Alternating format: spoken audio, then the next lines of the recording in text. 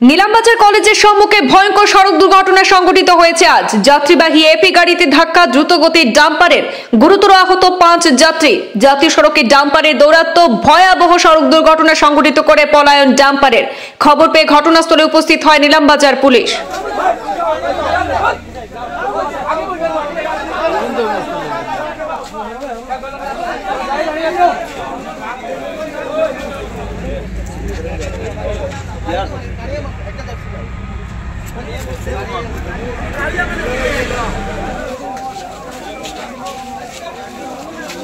ঘটনার বিবরণে জানা গেছে, আজ বুধবার রাত 8টা নাগাদ নীলামবাজার কলেজের সম্মুখে একটি ভয়ঙ্কর সড়ক দুর্ঘটনা সংঘটিত হয়।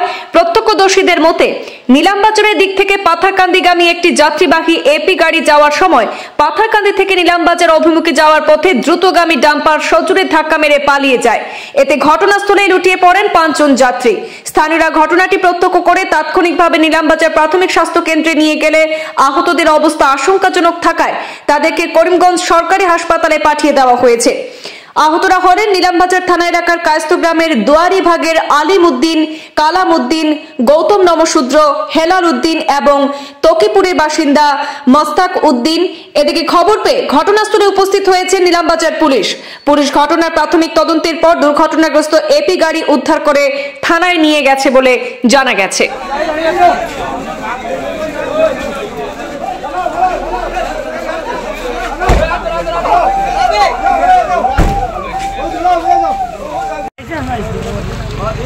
Oh,